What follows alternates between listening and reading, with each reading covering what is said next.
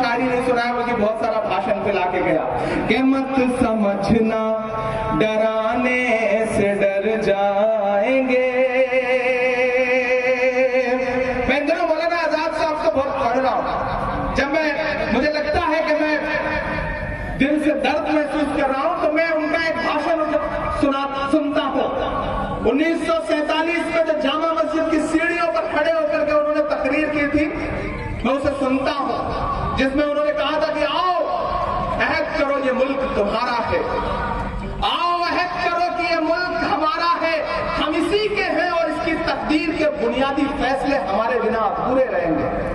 ये 1947 में बड़ी दूर तक देखने वाले शख्स ने कहा था। तो जब मैं सुनता हूं तो मुझे अपनी ये नज़्म याद आती है कि मत समझना डराने से डर जाएंगे, अब के सारी हदों से गुजर जाएंगे।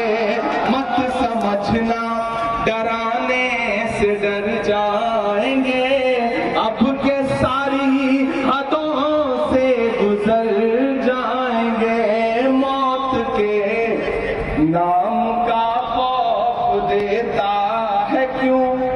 एक भाई साहब कुछ इनाम देना चाहते हैं, ये पैसा जिला कांग्रेस कमेटी को दे दें और इससे किसी गरीब को कुछ दे दिया जाए। बहुत शुक्रिया, आपकी दुआओं ने पार्लियामेंट में पहुंचा दिया है, वहां ठीक ठाक तनख्वाह मिल जाती है, उससे गुजारा हो जाता है। ये पैसा किसी गरीब के काम आ जाएगा तो आपका बहुत शुक्रिया। बस आप तो मोहब्बतें देते हैं, जो मेरा दामन दुआओं से भरते हैं, उससे बड़ी कोई दौलत नहीं है और मैं उसी मोहब्बत के हाथों टिकने के लिए तैयार हूं, पैसों की जरूरत नहीं है। मैं पढ़ता हूं कि मत समझना डराने से डर जाएंगे। मुझे लगे मैं बड़े हंगामों में शायरी सुनाने का आदी हूं। अब तो मैं, पहले आप बुलाते थे, शायरी सुनते थे, पैसे भी देते थे, दांत भी देते थे। अब तो मैं सिर्फ आपसे कहता हूं कि बस मोहब्बत दे दीजिए और कुछ भी नहीं चाहिए। आपकी दुआओं ने सब कुछ दे दिया, बहुत कम उम्र में सब कुछ दे दिया। मैं 34 साल की उम्र में इस देश की सबसे बड़ी पार्लियामेंट का हिस्सा बना दिया। ये सिर्फ और सिर्फ आपकी दुआओं के सदके में हुआ है और किसी वजह से नहीं हुआ। मैं जानता हूं आपने अपने किन्हीं मासूम लम्हों में मुसल्ले पे बैठ के या कभी पूजा करते हुए मेरे लिए एक लम्हे के लिए भी दुआ की थी। शायद उसका सदका है कि मेरे जैसा एक गांव से निकला हुआ इंसान, जिसके पीछे कोई बैकग्राउंड नहीं, कोई सियासी बैकग्राउंड नहीं, कोई अरबपति बाप की औलाद नहीं, लेकिन सीधे पार्लियामेंट में जाके बैठा। जो लोग ये कहते हैं कि कांग्रेस में नए लोगों का, आम लोगों का सम्मान नहीं होता, मैं उनसे कहना चाहता हूं कि मैं तुम्हारे सामने नजीर बन के खड़ा हूं।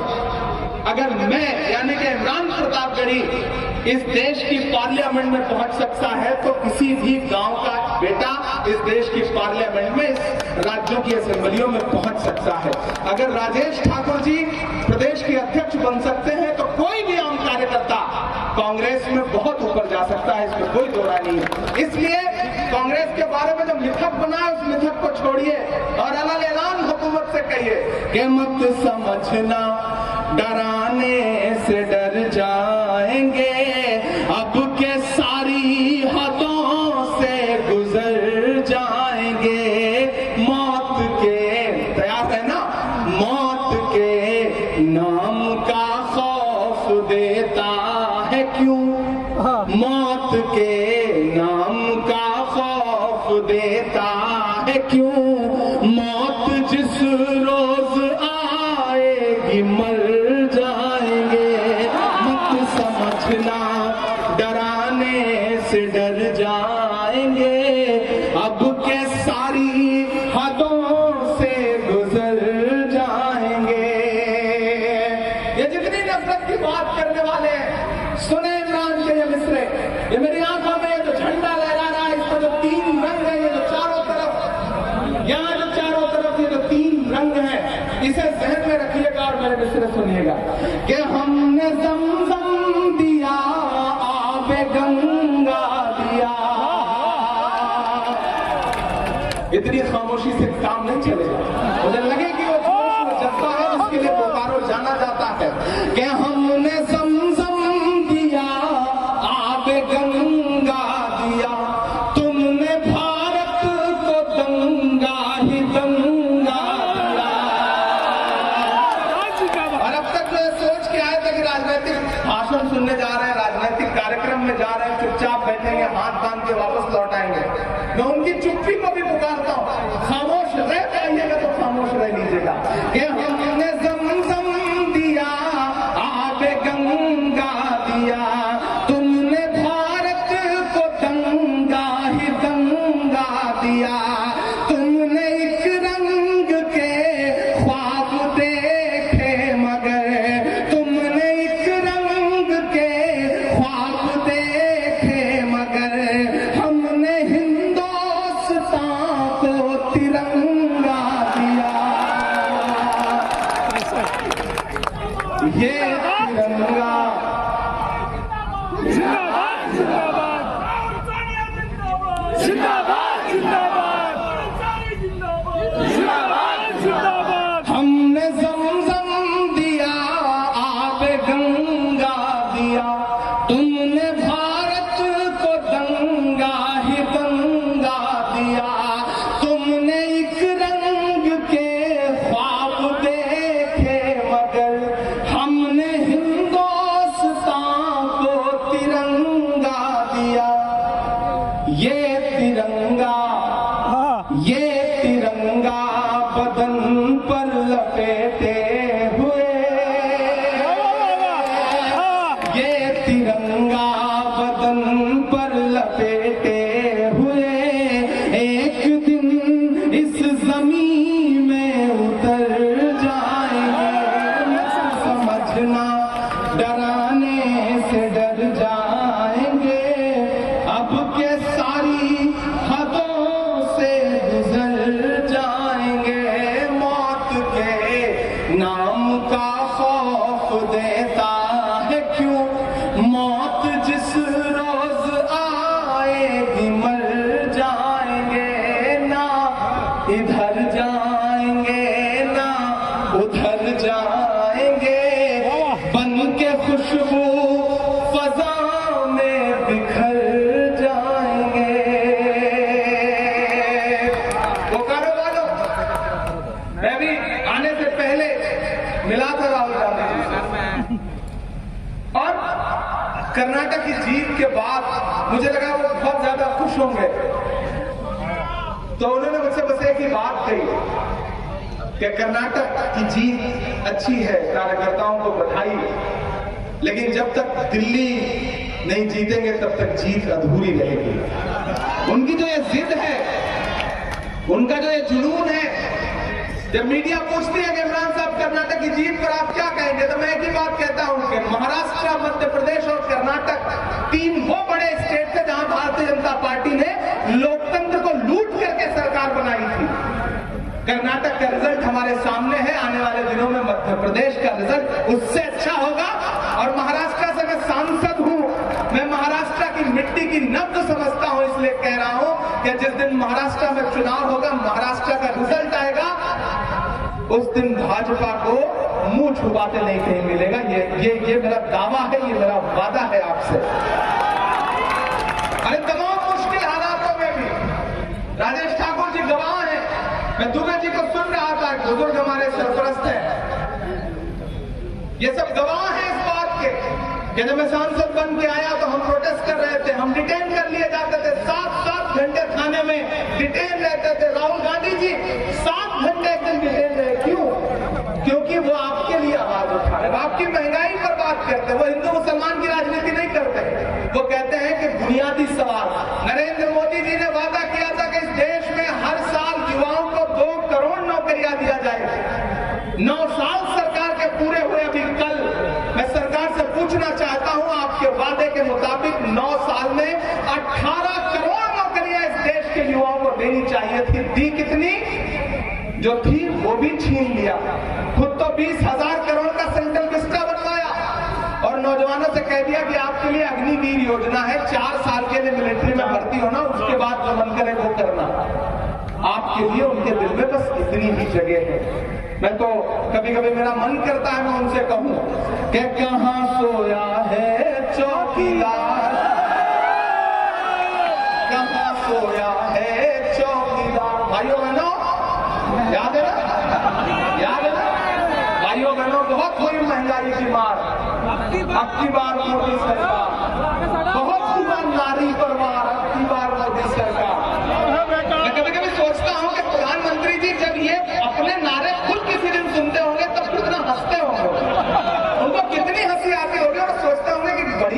मूर्ख बनाया हमने लोगों को। तब मैं उनसे पूछ रहा हूं कि कहां सोया है चौकीदार, कहां सोया है चौकीदार, कहां सोया है चौकीदार, कहां सोया है चौकीदार, कहां सोया है चौकीदार, कहां सोया है चौकीदार। पेट्रोल और डीजल की कीमत रही सेंचुरी मार, कहां सोया है चौकीदार, कहां सोया है चौकीदार। गैस सिलेंडर की कीमत भी 1000 के पार, कहां सोया है चौकीदार, कहां सोया है चौकीदार। कि चाय बेचने वाला पूरा भारत बेच रहा है। मैं नेता के साथ साथ शायर भी हूं तो मुझे थोड़ी छूट है, मैं ये सब बातें कह लेता हूं कि चाय बेचने वाला पूरा भारत बेच रहा है, इसी काम में हासिल उसे महारत बेच रहा है। रेल बिक गई, तेल बिक गया, बिका हवाई अड्डा। पूरे देश में आपको कहीं भी सफर करना हो, आपको किसी भी फ्लाइट में किसी भी एयरलाइंस का टिकट इस समय 15,000 के नीचे नहीं मिलेगा। कहा प्रधानमंत्री जी क्या कहते थे कि हवाई चप्पल पहनने वाला हवाई जहाज में यात्रा करेगा। आज स्थिति है कि आप एक दिन हवाई जहाज में यात्रा कर लो तो जूता उतर जाए, हवाई चप्पल पहनना पड़े। ये हालत ला के छोड़ दी है। वो किसी बड़े व्यक्ति ने बात कही थी 24 कि अगर धर्म की शिक्षा लोमड़ी से ली जाएगी तो मुर्गी चुराना पुण्य का काम समझा जाएगा। आपको ये बात समझनी पड़ेगी। यूनान के बादशाह, उस वक्त जब जंग हुई तो महान बादशाह सिकंदर ने यूनान को फतेह कर लिया। जब यूनान को फतेह कर लिया तो उसे सूझा कि लाओ शहर में देखते हैं, जश्न मनाते हैं। वो जश्न मनाने के लिए शहर की सड़कों पर निकला तो उसने देखा कि पूरा शहर जश्न मना रहा है, लेकिन सड़क के किनारे एक फकीर है, कंबल ओढ़ के सोया हुआ है। सिकंदर को गुस्सा आया, अपने घोड़े से उतरा और फकीर के पास गया, उसे जोर से एक लात मारी और लात मार के कहा कि अरे फकीर, पूरा शहर जश्न मना रहा है, मैंने शहर फतेह कर लिया है और तू सो रहा है। तो फकीर ने उन्हीं आंखों से सिकंदर को देखा और देख करके कहा कि शहर फतेह करना बादशाह का काम है, लेकिन लात मारना गधे का काम है। क्या खुदा की कायनात में इंसानों की कमी हो गई है? आज कभी आपको नोटबंदी की लात, कभी महंगाई की लात, हर दिन कुछ न कुछ लात पड़ रही है गरीब जनता के पेट पर। अमीर कौन हो रहा है? उनके उद्योगपति दोस्त। अच्छे दिन, मैं तो उनसे कहता हूं भाई, मोहब्बत भाईचारे के दीवाने दिन ही लौटा दो, वो सस्ती दाल सब्जी के सुहाने दिन ही लौटा दो। ये अच्छे दिन तो अंबानी अडानी को मुबारक हो, हमें ऐसा करो साहब, पुराने दिन ही लौटा दो। चाय बेचने वाला पूरा भारत बेच रहा है, इसी काम में हासिल उसे महारत बेच रहा है। कि रेल बिक गई, तेल बिक गया, बिका हवाई अड्डा। सब कुछ बिकता देख के खुश है अपने जेपी नड्डा। जनता महंगाई की मारी करती हाहाकार, कहां सोया है चौकीदार, कहां सोया है चौकीदार, कहां सोया है चौकीदार, कहां सोया है चौकीदार। पुकारो वालों, आखिर में बस आपसे 2-3 बातें कहता हूं। आज के प्रोग्राम को कामयाब करने के लिए सबसे पहले तो आपका शुक्रिया।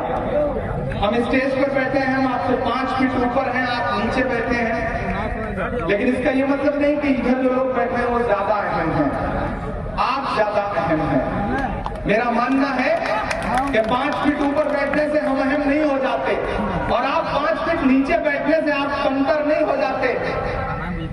ये तराजू है, एक पर्दा 5 फीट ऊपर है, एक 5 फीट नीचे, लेकिन तराजू का वही पर्दा नीचे होता है जो ज्यादा वजनदार होता है। और पिछले 4.5-5 घंटे से आप सारे लोग बैठे हैं। हाँ, मैं सेल्फी भी लूंगा, ये कार्यक्रम तो जरूरी है, बिना इसके मुझे भी पता है मैं जा नहीं पाऊंगा। आपकी सारी मांग की आपूर्ति की जाएगी, वो सारे काम किए जाएंगे, भी जाते हुए सेल्फी भी ले लेंगे। तो मैं आपसे कहना चाह रहा हूं, अच्छा इन दिनों लगातार पार्लियामेंट में बैठता हूं, सामने मोदी जी बैठते हैं, तो सेल्फी वाला रोग थोड़ा और सांसदों के अंदर आ गया है, तो वो सारे कार्यक्रम किए जाएंगे। मैं आपसे बस इतना कह रहा हूं कि आप बहुत अहम लोग हैं, आपने मंजूर की उमर साहब की कोशिश को कामयाब किया, उसके लिए आपको सलाम। हमने मंजूर जैसे मजबूत आदमी को मंजूर किया है। राजेश ठाकुर जी की सिफारिश थी, उनकी गुजारिश थी, और अब मैं मुतमईन हूं कि मैंने एक मजबूत कंधों पर झारखंड प्रदेश की जिम्मेदारी सौंपी है। इससे पहले विभाग कैसा था, क्या था, आप सब लोग आते थे या नहीं आते थे, उसकी न शिकायत करूंगा न शिकवा सुनूंगा। बस आपसे बस इतना कह रहा हूं कि आपका काम करने के लिए हमने मंजूर को चुना और आपकी आवाज को कांग्रेस पार्टी ने चुना, मुझे माइनॉरिटी डिपार्टमेंट का राष्ट्रीय अध्यक्ष बनाया और फिर पार्लियामेंट में भेजा, इसलिए ताकि मैं आपकी आवाज बन के बोलूं। यहां मंजूर बैठे हैं, इन्हें यहां पकड़िए, यहां न मिले आपका काम हो तो रांची जाकर के पकड़िए ऑफिस में, और अगर वहां भी ये न मिले तो फिर दिल्ली आइए, मेरा दरवाजा आपके लिए 24 घंटे खुला है। हम आपके लिए हैं, आपके मुद्दों पर पूरी मजबूती से लड़ेंगे, अपनों से लड़ेंगे, पीछे नहीं हटेंगे, क्योंकि हमें पार्टी ने आपका काम करने के लिए नुमाइंदा बनाया है, तो हमारा फर्ज है कि हम आपके लिए लड़ें। आने वाला वक्त आपका है, ये सोच के, ये जहन बना के रहिए कि ये ताकतें कितना भी डराने धमकाने की कोशिशें करें, लेकिन हमेशा इस बात का ख्याल रखिएगा कि जालिम उतने भी जालिम नहीं है जितना फिरौन था, और आप उतने भी मजलूम नहीं है जितना मूसा की उम्मत थी। बिल्कुल। इसलिए अपने अंदर से डर निकालिए।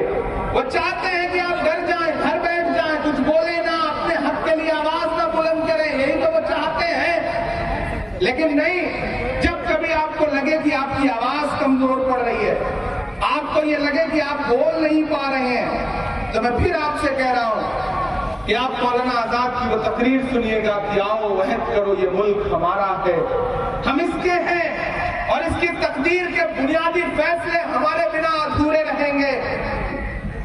आज जल्जलों से डरते हो, कभी तुम खुद जल्जला थे। आज जल्जलों से डरते हो, कभी तुम खुद जल्जला थे। आज अंधेरों से कांपते हो, क्या तुम्हें याद नहीं, कभी तुम्हारा वजूद खुद एक उजाला था। याद करिएगा, सुनिएगा, ये बादलों ने मैला पानी क्या बरसाया है, तुमने भीग जाने के डर से अपने पायजामे ऊपर चढ़ा लिए हैं? नहीं, वो तुम्हारे ही असलाफ थे जो समुंदरों में उतर गए, वो तुम्हारे ही असलाफ थे जो समुंदरों में उतर गए, पहाड़ों की छातियों को रौंद डाला, आंधियां आई तो उनसे कह दिया कि तुम्हारा रास्ता ये नहीं है। ये ईमान से भटकने की ही बात है कि जो शहंशाहों के गिरेबान से खेलते थे, वो आज अपने खुद गिरेबान का तार बेच रहे हैं। डरने से काम नहीं चलेगा। आप बराबर के शहरी हैं, इज्जतदार शहरी हैं, आपकी आवाज बन करके बोलने के लिए हम सारे लोग हैं। ये मुल्क मिल करके सबसे बनता है, किसी एक रंग से नहीं बनता। कांग्रेस पार्टी के तमाम नेता इस मुल्क के एक एक शख्स के लिए खड़े हैं। हम राहुल जी के साथ खड़े हैं। आखिरी के 4 मिसरे सुना करके आपसे विदा लूंगा कि खौफ नहीं जिसे मुरझाने का, मैं उस गुल के साथ खड़ा हूं। एक एक शख्स अगले 2 मिनट जहां है, जैसे है, उसी तरह ठहर जाए। अगले 2 मिनट के बाद हम खुशी खुशी सभा को समाप्त करेंगे कि खौफ नहीं जिसे का।